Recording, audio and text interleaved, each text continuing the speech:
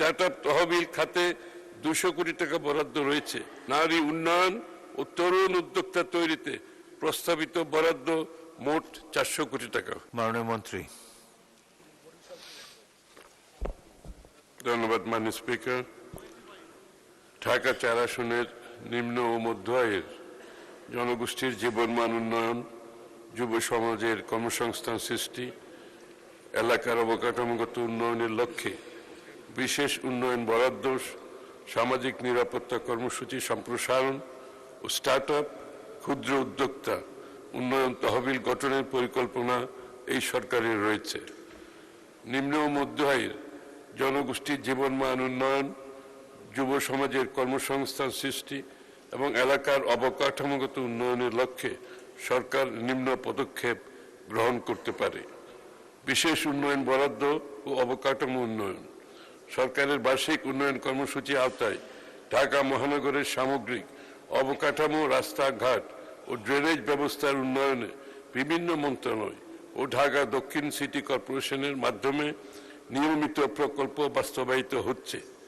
ঢাকা 4 আসনের অন্তর্গত এলাকার সুনির্দিষ্ট চাহিদার উপর ভিত্তি করে স্থানীয় অবকাঠামো উন্নয়ন ও নিম্ন মধ্য আয়ের জনগোষ্ঠীর জীবনমান উন্নয়ন বাড়াতে আগামী বাজেটে বিশেষ গুরুত্ব দেওয়ার পরিকল্পনা সরকারের রয়েছে। সামাজিক নিরাপত্তা কর্মসূচি সম্প্রসারণ। সামাজিক নিরাপত্তা বেষ্টনীর আওতায় সরকার সারা দেশে ক্রমান্বয়ে সুবিধাভোগীর সংখ্যা ও ভাতার পরিমাণ বৃদ্ধি করেছে। নিম্ন ও পিছিয়ে পড়া জনগোষ্ঠীর জন্য ফ্যামিলি কার্ড, কৃষক কার্ড, বয়স্ক ভাতা, বিধবা ও স্বামী নিগৃহীত ভাতা, প্রতিবন্ধী ভাতা সহ অন্যান্য চলমান সামাজিক নিরাপত্তা কর্মসূচির আওতা ও বরাদ্দ আগামী অর্থবছরে আরও সম্প্রসারণের বিষয়টি সরকারের সক্রিয় বিবেচনায় রয়েছে।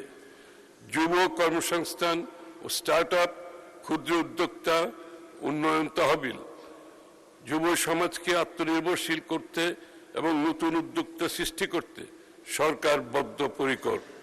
যুব ও ক্রীড়া মন্ত্রণালয় এবং কর্মসংস্থান ব্যাংকের মাধ্যমে সহজ শর্তে যুব ঋণ বিতরণ কার্যক্রম চলমান রয়েছে। এছাড়া তথ্য ও যোগাযোগ প্রযুক্তি বিভাগের আওতায় স্টার্টআপ বাংলাদেশ লিমিটেড এবং অর্থ বিভাগের বিভিন্ন তহবিলের মাধ্যমে দেশব্যাপী ক্ষুদ্র ও মাঝারি উদ্যোক্তাদের জন্য কম সুদে ঋণের ব্যবস্থা করা হচ্ছে। ঢাকা 4 আসনে যুব সমাজ ও ক্ষুদ্র উদ্যোক্তা যাতে এই সুযোগ সুবিধা ও কারিগরি প্রশিক্ষণ আরও সহজে পেতে পারে সেজন্য সংশ্লিষ্ট ব্যাংক ও দপ্তরগুলোকে বিশেষ নির্দেশনা প্রদান করা হবে। উল্লেখ্য, 2025-26 অর্থবছরে সংশোধিত বাজেটে স্টার্টআপ তহবিল খাতে 200 কোটি টাকা বরাদ্দ রয়েছে। এছাড়া আগামী 26-27 অর্থবছরের বাজেটে স্টার্টআপ তহবিল, নারী উদ্যোক্তা তৈরি, নারী উন্নয়ন ও তরুণ উদ্যোক্তা তৈরিতে প্রস্তাবিত বরাদ্দ মোট 400 কোটি টাকা। ধন্যবাদ মাননীয় স্পিকার। সময়ের সাথে সাথে দেখা দেয় নিত্য নতুন প্রয়োজন। রেডি থাকতে হয় প্রতি মুহূর্ত। তাই এলো ইনোভার, যেন আপনি লাইফে থাকেন রেডি প্রতিদিন। Innova, designed for now.